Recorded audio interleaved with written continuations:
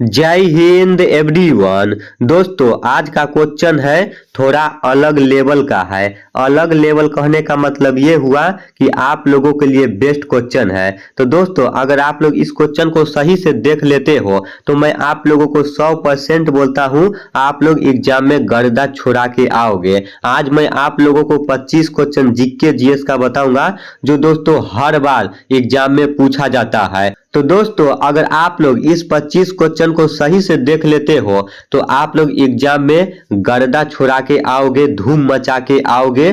तो दोस्तों आप लोग इस 25 क्वेश्चन को सही से देखना और हर एक क्वेश्चन को दोस्तों अपने दिमाग में सेट रखना। चाहे आप लोग मेल हो चाहे फीमेल हो, चाहे आप लोग भारत के किसी भी राज्य से हो, ये क्वेश्चन है जो मेल और फीमेल दोनों के लिए है। और इंडियन आर्मी में जाने के लिए जो भी भाई तैयारी करते हो, जिस भाई का एग्जाम होने वाला है 22 अप्रैल से, तो उस भाई के लिए बेस्ट क्वेश्चन है। तो आप लोग इस क्वेश्चन को अच्छे से देखना। आप लोग लास्ट में कमेंट करके बताना आप लोगों का कितना क्वेश्चन सही हुआ है। तो मैं क्वेश्चन को स्टार्ट करता हूं। आपका फर्स्ट क्वेश्चन है भारत की राष्ट्रीय आय में सर्वाधिक योगदान है। भारत की राष्ट्रीय आय में सर्वाधिक योगदान है कृषि क्षेत्र, विनिर्माण क्षेत्र, बैंकिंग क्षेत्र, इनमें से कोई नहीं। तो इसका राइट आंसर हो जाएगा ऑप्शन नंबर बी, विनिर्माण क्षेत्र आपका इज राइट आंसर हो जाएगा। तो दोस्तों आप लोग इस क्वेश्चन को अच्छे से याद रखना। भारत की राष्ट्रीय आय में सर्वाधिक योगदान है तो विनिर्माण क्षेत्र आपका इज राइट आंसर हो जाएगा। 2 नंबर आपका क्वेश्चन है निम्न में से किस राज्य की प्रति व्यक्ति आय सबसे अधिक है। निम्न में से किस राज्य की प्रति व्यक्ति आय सबसे अधिक है। गोवा, पंजाब, महाराष्ट्र, गुजरात। तो आप सभी भाई को पता होगा इसका राइट आंसर क्या होगा। इसका राइट आंसर होगा ऑप्शन नंबर ए, गोवा आपका इज राइट आंसर हो जाएगा। तो दोस्तों आप लोग हर एक क्वेश्चन को अपने दिमाग में सेट रखना, ठीक ना। अगर सेट रखोगे तभी दोस्तों आपका एग्जाम निकल पाएगा। तो आप लोग इस बात को याद रखना। 3 नंबर आपका क्वेश्चन है भारत का सबसे बड़ा शेयर बाजार निम्नलिखित में से कौन सा है। भारत का सबसे बड़ा शेयर बाजार निम्नलिखित में से कौन सा है। आप सभी भाई को पता होगा। आपके सामने 4 ऑप्शन है, मुंबई, गुजरात, कर्नाटक, इनमें से कोई नहीं। तो इसका राइट आंसर हो जाएगा ऑप्शन नंबर ए, मुंबई आपका इज राइट आंसर हो जाएगा। भारत का सबसे बड़ा शेयर बाजार निम्नलिखित में से कौन सा है। तो दोस्तों मुंबई राज्य आपका इज राइट आंसर हो जाएगा। तो आप लोग इस क्वेश्चन को अच्छे से याद रखना। 4 नंबर आपका क्वेश्चन है पहले औद्योगिक क्रांति किस देश में हुई थी। सबसे पहले औद्योगिक क्रांति किस देश में हुई थी। Germany, France, America, great Britain.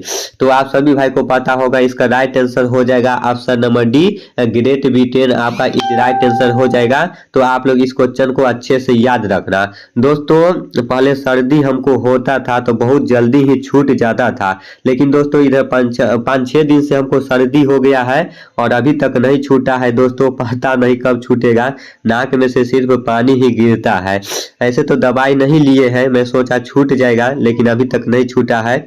ऐसे देसी अपना जुगाड़ लगा रखे हैं, ठीक ना, काढ़ा पीते हैं, देखते हैं आगे कब तक छूटता है। 5 नंबर आपका क्वेश्चन है भारत का सबसे बड़ा उद्योग कौन सा है। भारत का सबसे बड़ा उद्योग कौन सा है। विद्युत उद्योग, कपड़ा उद्योग, तंबाकू उद्योग, इनमें से कोई नहीं। तो आप सभी भाई को पता होगा इसका राइट आंसर क्या होगा। इसका राइट आंसर होगा ऑप्शन नंबर बी, कपड़ा उद्योग आपका इज राइट आंसर हो जाएगा। भारत में सबसे ज्यादा उद्योग है तो कपड़ा उद्योग है। आप लोग इस क्वेश्चन को अच्छे से याद रखना। 6 नंबर आपका क्वेश्चन है चीनी उत्पादन में भारत का विश्व में कौन सा स्थान है। चीनी उत्पादन में भारत का विश्व में कौन सा स्थान है। द्वितीय, प्रथम, तृतीय, इनमें से कोई नहीं। तो आप सभी भाई को पता होगा इसका राइट आंसर हो जाएगा ऑप्शन नंबर ए, द्वितीय स्थान है। चीनी उत्पादन में भारत का विश्व में कौन सा स्थान है। तो दोस्तों द्वितीय स्थान है, सेकेंड स्थान है। तो आप लोग इस क्वेश्चन को अच्छे से याद रखना। 7 नंबर आपका क्वेश्चन है, वर्ष भर बोई जाने वाली फसल है गेहूं, राई, मक्का, उड़द। तो आप सभी भाई को पता होगा, इसका राइट आंसर हो जाएगा ऑप्शन नंबर सी, मक्का आपका इज राइट आंसर हो जाएगा। वर्ष भर बोई जाने वाली फसल है तो मक्का आपका इज राइट आंसर हो जाएगा। तो आप लोग इस क्वेश्चन को अच्छे से याद रखना। 8 नंबर क्वेश्चन है, भारत में अक्टूबर और नवंबर के महीने निम्नलिखित में से किस मौसम के अंतर्गत है? आपके सामने 4 ऑप्शन है, शीत, ग्रीष्म, शरद, वर्षा। तो इसका राइट आंसर हो जाएगा ऑप्शन नंबर सी, शरद आपका इज राइट आंसर हो जाएगा। भारत में अक्टूबर और नवंबर के महीने निम्नलिखित में से किस मौसम के अंतर्गत है? तो शरद आपका इज राइट आंसर हो जाएगा। तो आप लोग इस क्वेश्चन को अच्छे से याद रखना। 9 नंबर आपका क्वेश्चन है, किसी ग्रह के चारों ओर परिक्रमा करने वाले छोटे आकाशीय पिंड को क्या कहते हैं? ग्रह, उपग्रह, सौर तारा, इनमें से कोई नहीं।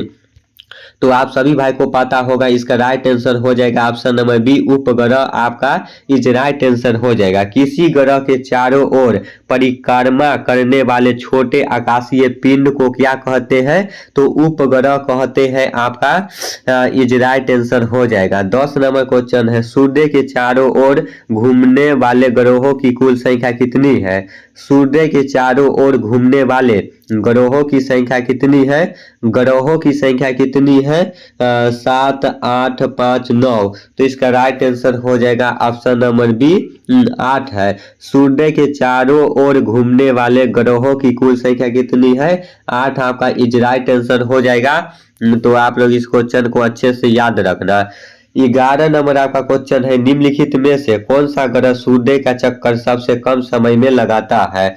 बुध, शुक्र, पृथ्वी, मंगल। तो आप सभी भाई को पता होगा, इसका राइट आंसर हो जाएगा ऑप्शन नंबर ए, बुध आपका इज राइट आंसर हो जाएगा।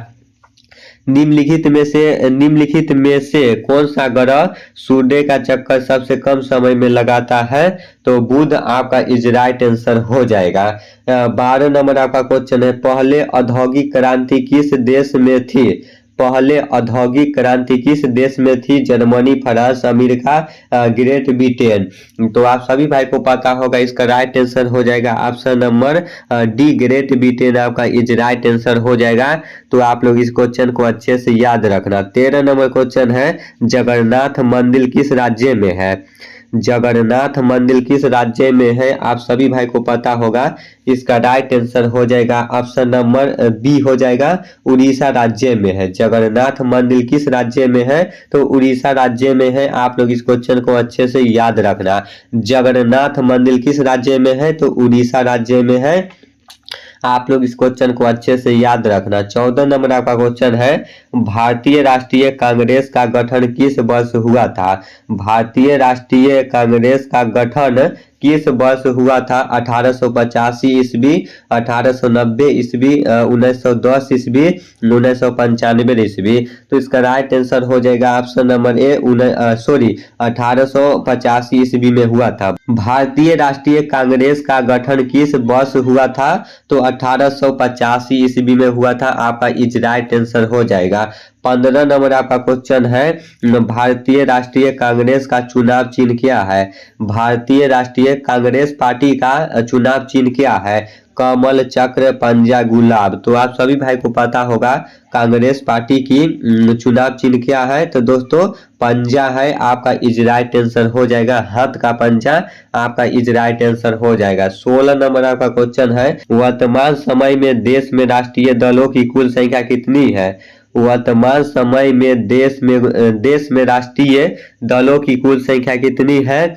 7, 8, 6, 12। तो आप सभी भाई को पता होगा, इसका राइट आंसर हो जाएगा ऑप्शन नंबर सी, 6 हो जाएगा। वर्तमान समय में देश में राष्ट्रीय दलों की कुल संख्या कितनी है? तो 6 आपका इज राइट आंसर हो जाएगा।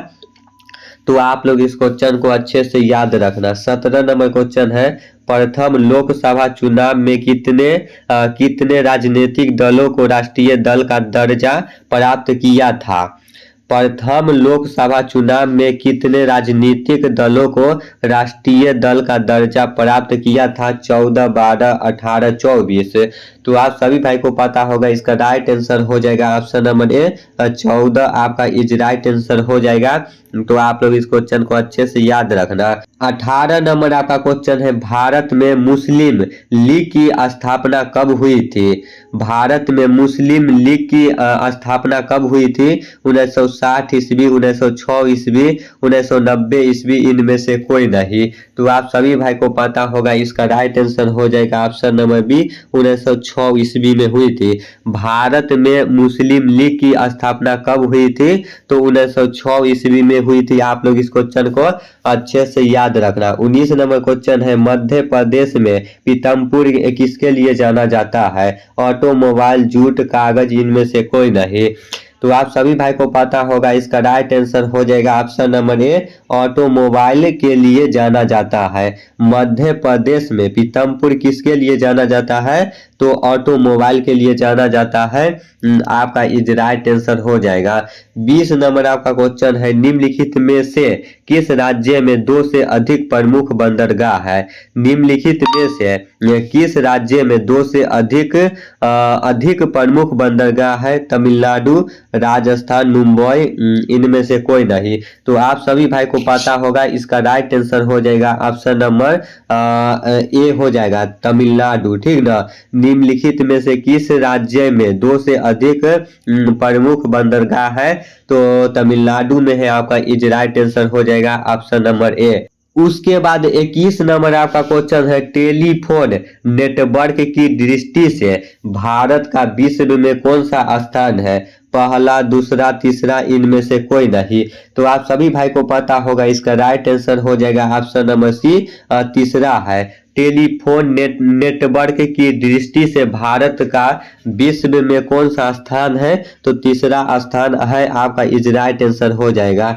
22 नंबर क्वेश्चन है, मोबाइल फोन का प्रयोग करने वाले लोगों की सर्वाधिक संख्या किस देश में है? सबसे ज्यादा मोबाइल फोन का प्रयोग किस देश में होता है? चीन, नेपाल, रूस, अमेरिका। तो आप सभी भाई को पता होगा, इसका राइट आंसर हो जाएगा ऑप्शन नंबर ए चीन में होता है। मोबाइल फोन का प्रयोग करने वाले लोगों की सर्वाधिक संख्या किस देश में है? तो आपका चीन इज राइट आंसर हो जाएगा। तो आप लोग इस क्वेश्चन को अच्छे से याद रखना। 23 नंबर आपका क्वेश्चन है, 2023 आईसीसी महिला T20 विश्व कप विजेता कौन सी टीम है? 2023 आईसीसी महिला T20 विश्व कप विजेता कौन सी टीम है? भारत, ऑस्ट्रेलिया, बांग्लादेश, इनमें से कोई नहीं। तो आप सभी भाई को पता होगा, इसका राइट आंसर हो जाएगा ऑप्शन नंबर बी ऑस्ट्रेलिया देश है। 2023 आईसीसी महिला T20 विश्व कप विजेता कौन सी टीम है? तो ऑस्ट्रेलिया देश आपका इज राइट आंसर हो जाएगा। तो आप लोग इस क्वेश्चन को अच्छे से याद रखना। 24 नंबर आपका क्वेश्चन है, जीव विज्ञान के जनक के रूप में किसे जाना जाता है? अरस्तु, न्यूटन, रदरफोर्ड, इनमें से कोई नहीं। तो आप सभी भाई को पता होगा, इसका राइट आंसर हो जाएगा ऑप्शन नंबर ए अरस्तु आपका इज राइट आंसर हो जाएगा। तो आप लोग इस क्वेश्चन को अच्छे से याद रखना। ठीक है ना?